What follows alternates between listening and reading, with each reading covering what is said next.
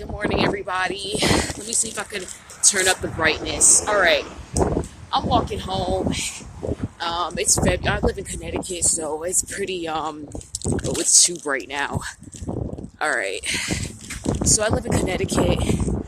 It's not freezing. It's a little cold today because today's February. I think today's the 16th. Let me see. Hold on. No, today is Sunday, February 17th. Anyways, I'm just walking home. I just got back from Starbucks. I live near a Starbucks, thank God. I love Starbucks. Anyways, so while I'm walking, I decided I should just make a video. Basically,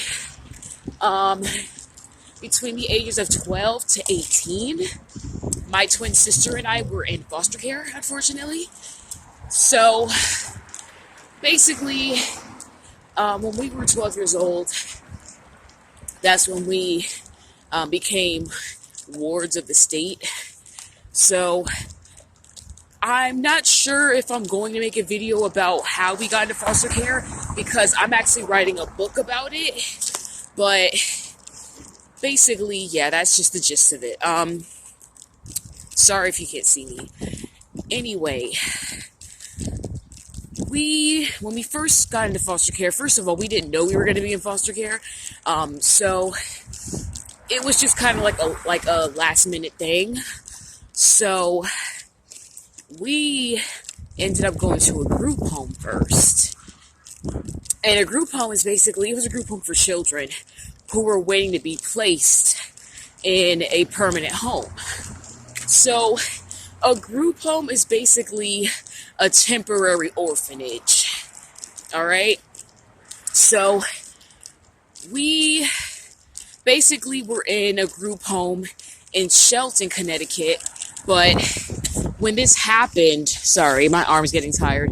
But when this happened, we were going to school in Fairfield, Connecticut. So we were basically every morning, we would basically leave the group home and then we would get a ride to our school in Fairfield, Connecticut. And it was kind of fun because we would actually ride a short bus. Like a short bus would pick us up. So at first we felt kind of funny about it, especially being kids. Because you know how kids used to make, I don't know if kids still do this, but kids used to make jokes about kids who ride the short bus. So we used to feel kind of awkward about it, but we were just grateful that we at least got to stay in our school. Since everything else had changed in our lives. We were basically orphans at that point. So it was nice to have at least one consistent thing going on in our lives. Anyway, we kept going to school. And yeah. So basically, I would say probably 2 months after we got to the group home, they found us a home to go to. So we ended up going to this foster home in Bridgeport, Connecticut. And it was this woman. She was I think she was in her 40s, late 40s, maybe early 50s. And at first she was nice, but as time went on, she started being really mean. Here's the thing. I'm 26 now. All of this happened about 14 years ago. So I don't remember what upset her. This all happened so long ago. I don't really remember, but I can't even believe it's been that long ago. I remember at that time, I just dreamed and wished about being an adult just to not have to be in that situation. So it feels good to actually not be in foster care anymore. But getting to the point, we were kids. Kids are kids. Kids don't think like adults. So sometimes they do silly things. And my sister and I, believe it or not, we actually were well-behaved kids. We didn't, especially because of the situation, we didn't want to have to bounce around from house to house because we actually were somewhat familiar with foster care because of movies we had seen and even like things we had heard on TV about it. So we had a gist of what foster care would probably be like. So even though we were good kids anyway, we definitely didn't want to do anything to jeopardize our living situation. Sorry for all the darkness. I'm just walking. There's a lot of trees and stuff.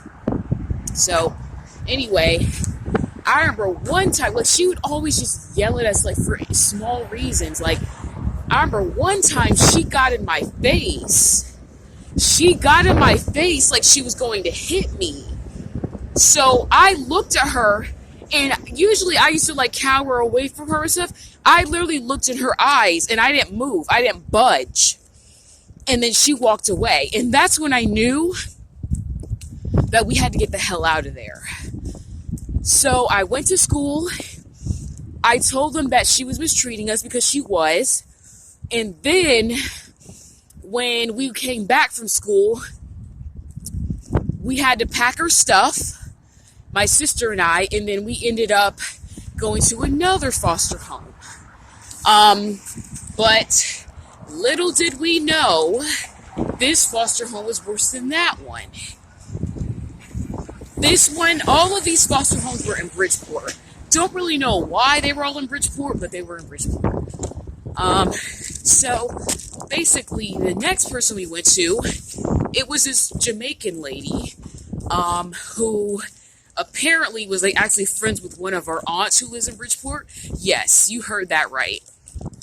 Believe it or not, we actually have relatives in the same city, right in our same city, and they still didn't even help us. So that shows you what kind of family we have. So-called family. They're not my family. They're just blood related. People that happen to be blood related to me. Anyways, when I tell you, this woman was so mean. Guys, like, she had a daughter too. And she actually had two daughters. One was in college, and one was a younger than us. My hands are freezing. I don't want to make this video too long, but basically, her daughter was a brat. Whenever if her daughter did the exact same thing as us, or if we did the same thing as her, we would get in trouble, but her daughter wouldn't. One example of this, we went to a clothing store, and it was us, her daughter, her younger daughter, and her older daughter. So we were checking out. As the cashier was bringing our stuff out, she said, "No, so you're not going to say thank you? So ungrateful." And we said, mind you, we weren't even. The cashier wasn't even done bringing our stuff out. Like, she didn't even bag her stuff up yet, so we didn't even have a chance to say thank you. And mind you, my sister and I, we were the type of kids who said please and thank you all the time. Like, whenever she would, like, put our food, like our dinner on our plates and stuff like that, like food on our plates, we'd say thank you. Like, even though she was such a bitch, we still said thank you anyway, because that's the way our mom raised us. But mind you, she bought clothes for us and her younger daughter, but her younger daughter, she literally looked at me and my sister and was like, "So you're not going to say thank you?" Mind you, she didn't say anything to her daughter. So basically, she expected us to say thank you, but she didn't expect her own daughter to say thank you. So she literally looked at us and said, "So you're not going to say thank you?" And then we, said thank you, and her daughter didn't say a word. Another time, all right, so we grew up as Jehovah's Witnesses, so we didn't go to church. The place of worship that we went to, it was called the Kingdom Hall. So basically, she knew we had grown up being witnesses. So, especially because she's so-called friends with my aunt, so she knew that we grew up as witnesses. So one day, she decides that she wants us to go to church with her. We were like, "Well, we don't feel comfortable going to church. Like, we don't really feel comfortable doing that." She said, "Well, you're going to have to go." She said, "It's not a question, you're going to church." Mind you, we had never been to a church before. All we knew was the Kingdom Hall. And it was very uncomfortable. Like, she basically pushed her religion on us, basically.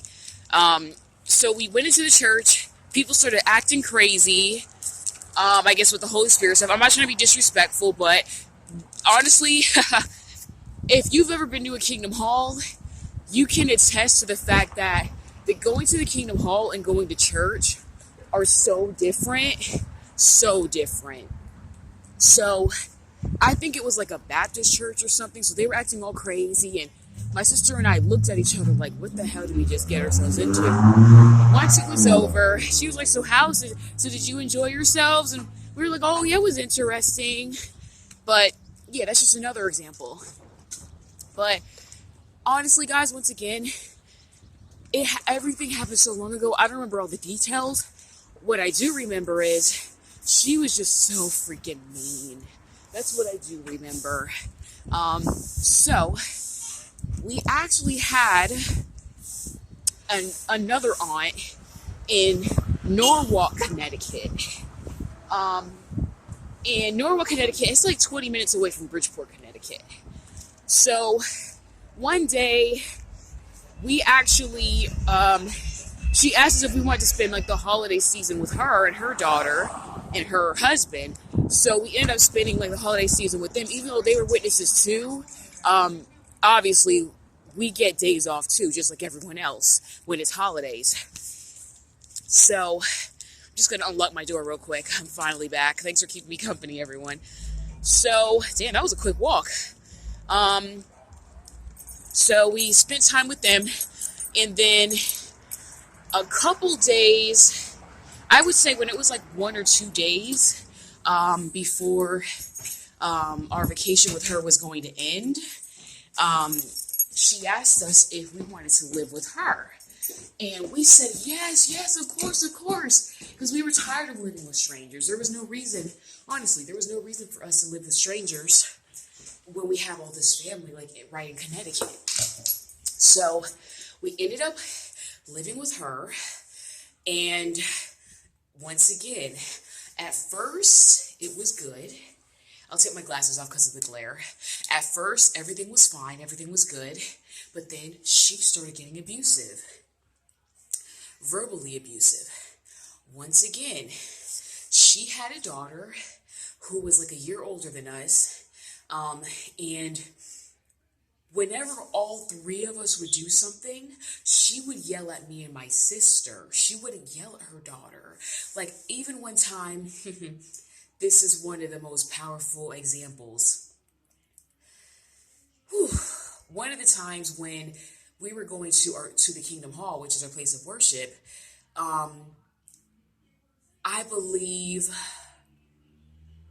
think it was me. I was running late. I was trying to get my clothes on and everything, but for some reason, I don't know why I was running late. So basically, we used to all drive there together.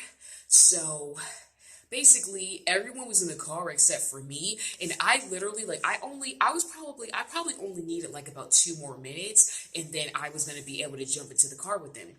So she said, you need to hurry up. And then about 30 seconds later, she pulled off. She pulled off and left me there. Okay. So about 1 or 2 months later, the exact same thing happened. Well, I shouldn't say the exact same thing happened, but a similar thing happened, but with her daughter. Everyone was in the car, ready to go to worship, but then we were waiting on her daughter. We were waiting for at least 5 minutes. And so my sister and I looked at each other like, wow, we're really being mistreated. Like, we're really being treated unfairly.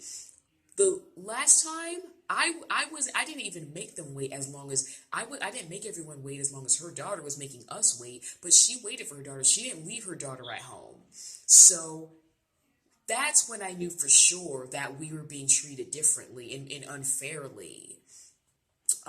And she would yell at us. Like, it wasn't like, guys, she was verbally abusive, definitely verbally abusive. And once again, we weren't raising hell. We just wanted to live in a stable home. Like, we didn't have any parents. Like, we were finally with family. Like, of course we wouldn't want to screw that up. But one day, I just couldn't take it anymore. I just told the guidance counselor, like, I can't take it anymore. Like, we're being mistreated at home. Like, and I can't take it anymore. Like, I honestly was just considering running away. Like, I couldn't take it anymore. So we went home. Oh, this is what happened.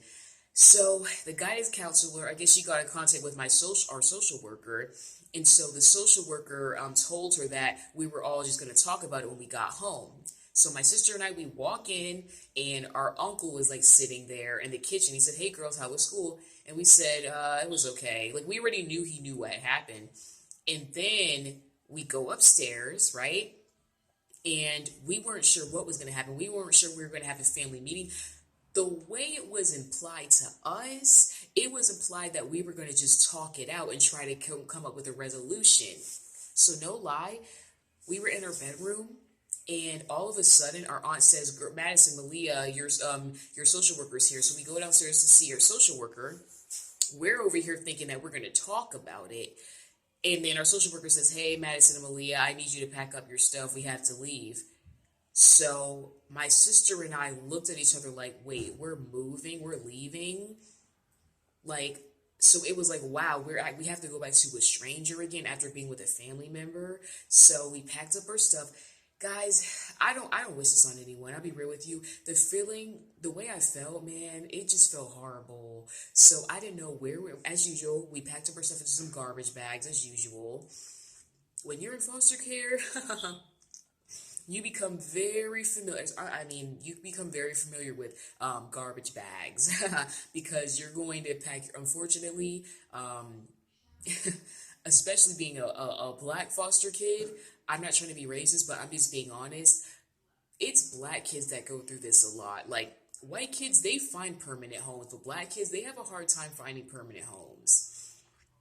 So when you're a black kid in foster care or minority in foster care, get used to packing your bags, like packing your stuff into garbage bags, because it's going to happen, unfortunately, until the system changes. But we packed up our stuff, and then where do we go next? Then we went to, it was very awkward. We said bye. We were like, "Bye, aunt, blah, blah, blah." I should say her name. I really don't care. But people are petty. And just in case this video does well, I don't really feel like getting sued. So I don't even know if she can sue me, but these people are very petty. So I'm going to leave the names out, even though I want to call people out. I'll probably do that when I have more money. Because the way they treated us was wrong. And yeah. Anyway, we packed up our stuff. We had to walk past our aunt to leave the front door. We said, "Bye, aunt, whatever." And she said bye. And then we drove to Bridgeport. We didn't know where we were going next.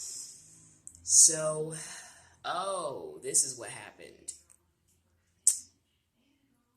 Basically, it's kind of hazy. I'm trying to remember what happened after this. It was crazy because we actually didn't get placed in the same home at first. My sister and I got split up. Yep, our worst nightmare had come true. We actually got split up. I went to a Jamaican lady's house. She's cool. We're actually still on good terms with this woman. She actually lives around the corner from us. But anyways, I ended up going to a Jamaican lady's house. It was a Jamaican woman, her husband, and her daughter, who was about a year older than me. And my sister ended up going to another home. And I prayed so hard, so hard.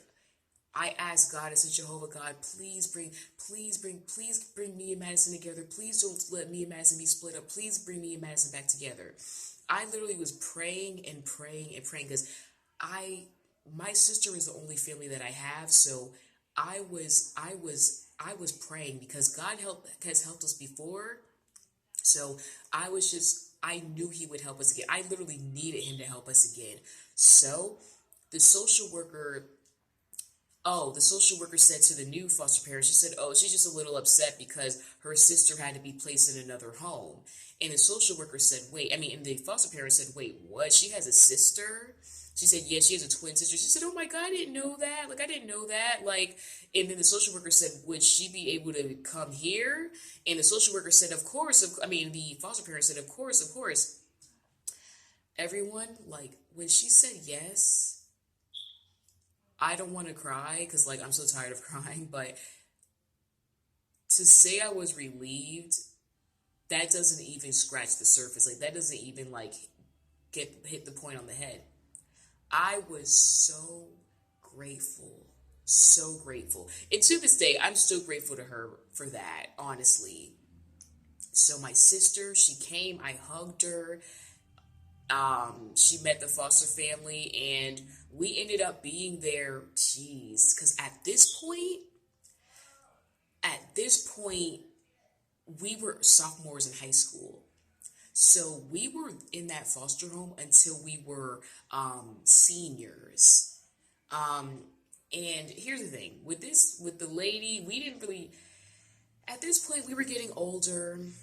Being treated like children wasn't really cutting it for us anymore. Because this woman, she was very annoying, like very like a huge nagger, and it just got to the point where we were just annoyed, like we were just very annoyed by her, and we just tried to stay away from her as best as we could. But just everything, this lady used to nag us about everything, and I honestly, guys, I don't even remember why we left. I just remember that she asked us, she wanted us to leave, but then later on, I found out what really happened. So she asked. I guess she figured she thought we weren't happy there. So she asked our. Oh, by the way, we changed social workers at this point. Um, oh my God. So in the beginning, we had a cool social worker. Then we had a mean social worker. Okay. Honestly, I'll get to that later. But anyway, so she told the new social worker that she didn't want us to live there anymore. But then I later found out she told the social worker that, but then later she changed her mind and said, you know what, never mind, forget it, like they can just stay here. But the social worker, she told on herself, okay? When we were in the car with her going to the next home, she said, and I'm not going to tolerate the back and forth either. She basically implied that the woman changed her mind, but the social worker said, no, I'm not gonna. You said you don't want them here, then they're not gonna be here. Like, what a bitch! She was such a bitch. Um, this so-called social worker, she was so freaking mean. Um, Once again, at first, just like most people, she was super nice. We even went to California with her for this foster care event. It was really cool. It was actually Usher's event. Usher was there. Jaleel White, aka Steve Urkel, was there. Um, oh my gosh. You guys know this next guy. I can't think of the movie, but like there were quite a few celebrities there. We had never seen any celebrities before, except for Heavy D, which is really random. But it was just a really cool event, really really cool event. So that's what I'm saying. At first, she was a cool person, but over time, she just started getting really mean. And I know you guys are probably thinking like, oh, I'm only telling like my part of the story, but believe me, we actually have eyewitnesses to this. So basically, I told you that we were Jehovah's Witnesses when we were younger. So we still kept going to our place of worship, but my grades weren't that good. Honestly, I didn't really care about school. Like the only class I cared about was Mandarin, because like 我会说一点汉语, so I speak a little Chinese. So that was the only class I cared about. But the other classes and like I had basically like C's, like B's, C's. I think I had one D. Like I just wasn't really that motivated at school. Like I don't know. It just wasn't, high school wasn't really a fun time for me. But anyway, she said, you know what? You're not going to those meetings anymore. What is it doing for you? What is it doing for you? You don't deserve to go to do extracurricular activities until your grades pick up. And here's the thing. I have the right to practice my religion just like anyone else. So it's like me telling like a Jewish person like, oh, you can't go to the temple today because your grades are bad. Like you don't do that. Like it's America. This is America. People have the right to practice their religion. Even kids who are aware of what they're doing and want to actually practice their religion, okay? We didn't have any parents, but we still wanted to practice our religion. So for her to say, oh, your grades are bad, so you're not allowed to practice your religion, that's not American. That's not, that, I don't even know if that's legal. Like, in my humble opinion, kids and adults, they should have the same rights. Honestly, we're all humans. So, anyways, that pissed me off, and we kept going to her meetings. Like, we're not gonna like because if she could control, like, I know she didn't want us to go. Like, and I remember when she said that, like, I remember afterwards. Oh, this was when we were still with the Jamaican lady when she said this. And afterwards, like, I remember, like, when we still kept going to our meetings, the Jamaican lady, the Jamaican foster parent was like, oh, remember your social worker? She didn't really want you guys going to those meetings. And we were like, well, we're like, I'm sorry, but we have to keep going. Like, because this is we have the right to go. Like, we want to keep practicing our religion because we have the right to do that. Like, so it was crazy. So we ended up going to another foster home. It was another Jamaican lady, okay? And you're probably wondering, oh, why did you go to so many, like, why were so many of your foster parents Jamaican? Honestly, I think it's because they like money. Jamaicans are known for liking money. They're, like, obsessed with money. Like, and I'm not trying to make, like, a stereotype. I'm actually half Jamaican. Like, my father was born in Montego Bay, so I know about Jamaican culture and their mindset, a lot the way they think, because I'm half Jamaican. So I later on I just realized, like, it's because of that love for money. They love money. Who doesn't? But they really love money. Anyway, this woman, she was blatantly money hungry. She lived in Stratford, Connecticut, which is, like, the next town over from Bridgeport. She had one adopted daughter who was at first a foster child. So she had one adopted daughter. She had two daughters of her own. And actually, she had two daughters that lived in the home. And then she had a third daughter who was, I think she was in college. Oh, I'm sorry. This woman wasn't Jamaican. She was actually from Ghana. Sorry about that. She was from Ghana. Anyway, and then she had a special needs woman, a special needs woman. I can't remember what her disability was, but she had that woman there because she got paid to have her there. Then she had me and my sister there because, of course, she would want twins. That's two kids. That's double the money. So she was making money off of, like, us being there. That's all it was. Like, she was she would work overnight sometimes, and we wouldn't really see her that much, but we would see her on weekends sometimes. But once again, she was cool at first, but these people were just mean. Like, my sister and I, we would mind our business, we'd say hello, then we go to our room, and at a certain point, she started being mean to us too, and I just was wondering, like, why is this woman being so mean to us? Like, where we go to school, we volunteer, like, we used to volunteer at this library, at a certain library, and then we go to our worship, and then we'd go in our room, do our homework, like, we'd say hello, but it's like she was barely home too, so it's like, I don't know, guys. She was just a very mean person. Like, once again, she was the type that would treat us unfairly, but treat her kids better. Even the adopted girl, she wasn't really that mean to the adopted girl, but yeah, she was mean to us. Like, oh, actually, she had so she had a third foster child in there, and this girl actually stole my phone. Yes, she stole my phone. It was crazy. I had a prepaid flip phone. It was a Virgin Mobile phone. That shows you how long ago this was, because I don't even think Virgin Mobile's a thing anymore. But I remember I was in the house. One moment I had my phone, but the next moment I didn't have it. I couldn't find it anywhere. So I called Virgin Mobile. I said, hi, like, I lost my phone. I'm just trying to figure out, like, where I put it. Like, can you guys tell me, like, who was the last person who was the last person that I called? That way maybe they'll know, like, where my phone is.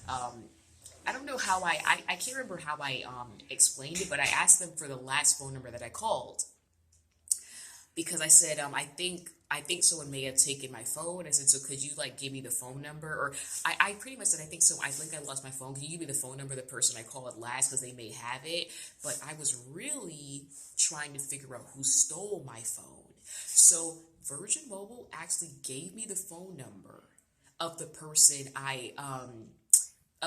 who had just called, who was called last on that phone. So basically, I called the number and I said, "Hey," I said, "I actually was just kind of wondering who called you from my the number, the phone number." I gave them my phone number. I said, "I just want to know who called you last from that phone number." I said, "'Cause I'm kind of having a hard time finding my phone." And they were saying, "Oh, it was Sheena. It was this girl, which was the foster girl." And I said, "Oh my God, she stole my phone." Like the person on the other end said it was Sheena. Okay. So at that point, I went to. I'm. Some of these stories are kind of out of order, but like I'm talking about some of the stories that happened in this house. I'm kind of saying it out of order because I'm just going by memory.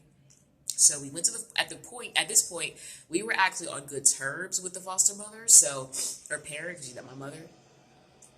So we went to her. We said we just found out that Sheeta stole her phone. Sheeta stole my phone, and so she went to the girl, and lo and behold, she searched the room, and the phone was there.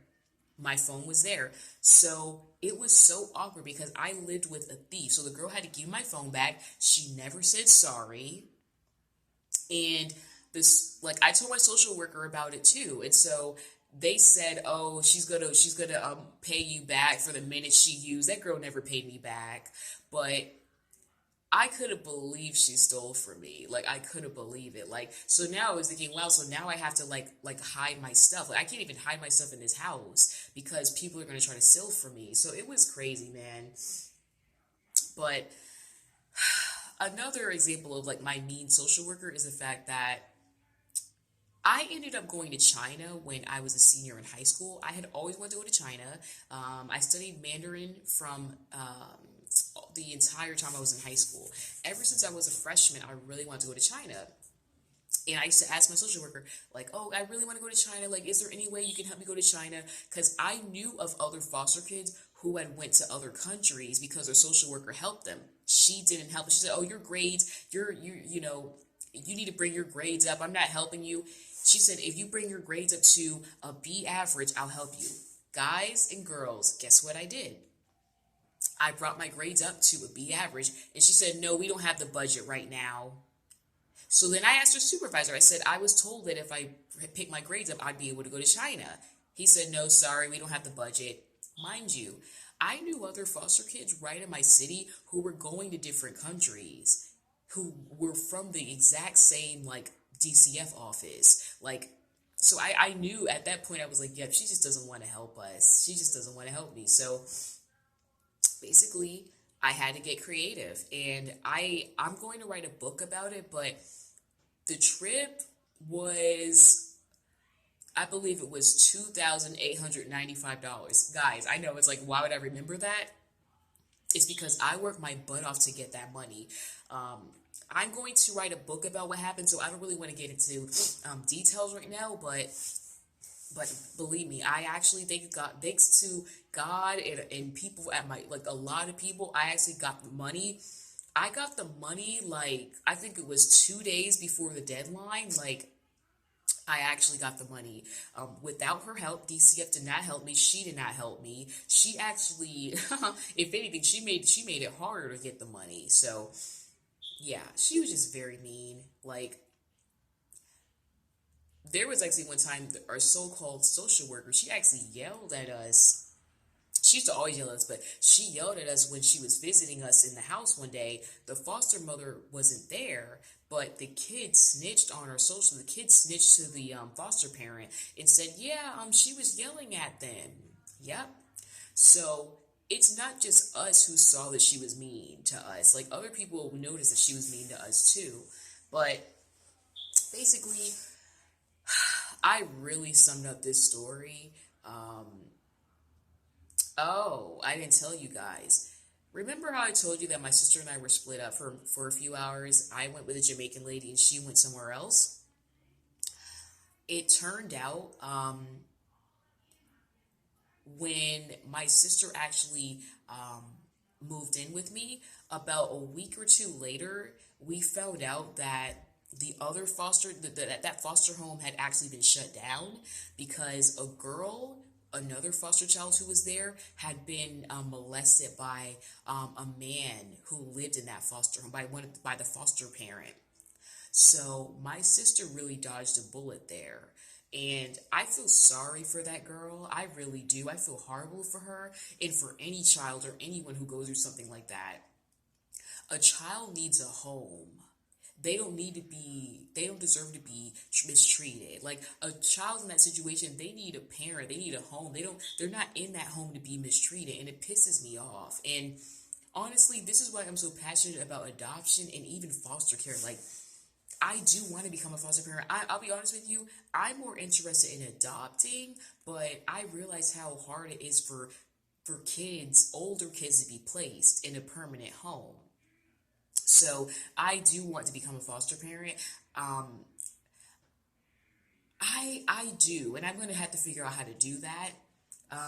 But I mean, my journey after foster care, it's been something else. Like my sister and I, after okay, so basically we were in that home, right? And we were just so fed up. Oh yeah, here's another thing. We didn't have enough food to eat. The fridge would be legit empty. Literally. I don't know what the other kids were doing, but it was crazy. The fridge would legit be empty. I realized later that she was giving allowance to the other kids, so they would just use their allowance money for food. But my sister and I, we actually had a very part-time job.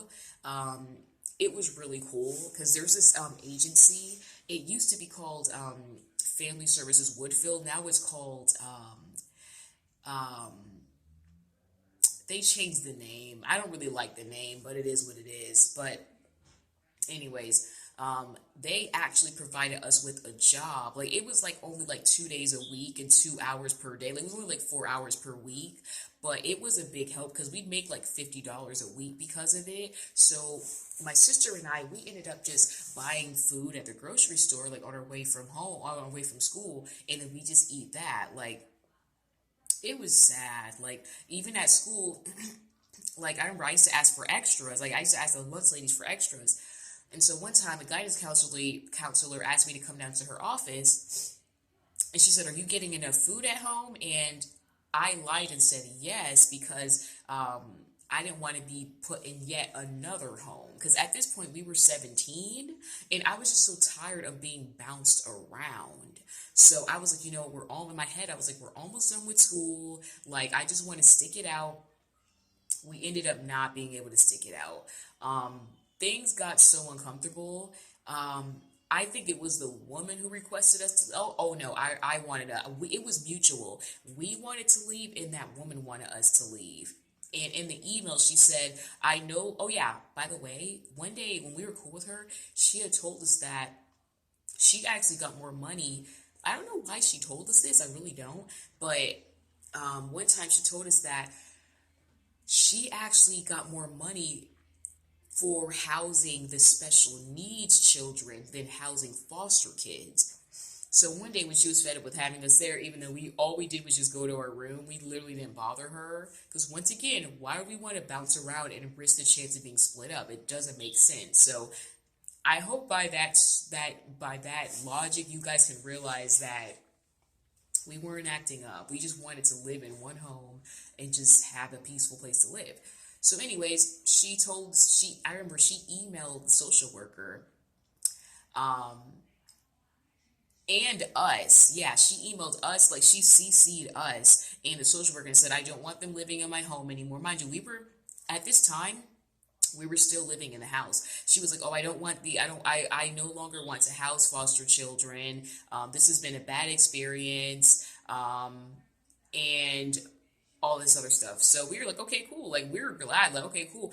Like we knew we were going to turn 18 like within like probably like 6 months or so. So we were like, you know what, like we love each other, but we don't know what's going to happen. Like my sister and I were like, you know, we don't know what's going to happen. Like, but at the end of the day, we're almost 18. So we're like, you know what, screw it. Like, we're not even going to be like upset and distraught because we're about to be adults. So we won't have to really put up with this crap anymore. So whatever happens, like we'll be fine because it's only going to be temporary. So basically, we ended up going to a this place called Kids in Crisis, which is like an emergency housing group home. So we ended up being there for the rest of the rest of senior year. We ended up being there for the rest of senior year. And guys and girls, it was amazing. A very good experience. The staff was awesome. We used to go on little trips. We'd go to the mall. Like, we'd have fun. Like, I remember it was just a positive experience.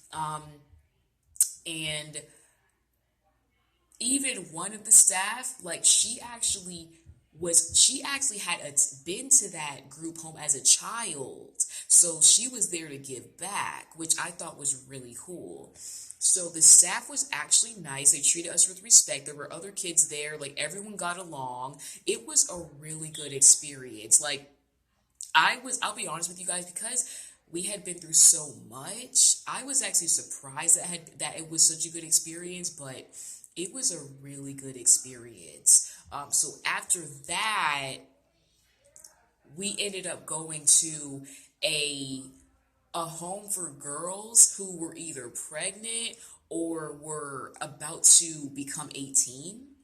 So let me give you a little side note on this. In Connecticut, you can actually stay in the Department of Children and Families care until you're 24, I believe. If you agree to go to school and if you agree to go to school, they'll actually help pay for your apartment. But here's the thing, you have to have a social worker that's willing to work with you and isn't giving you a hard time and yelling at you and being disrespectful to you. We had a very disrespectful social worker.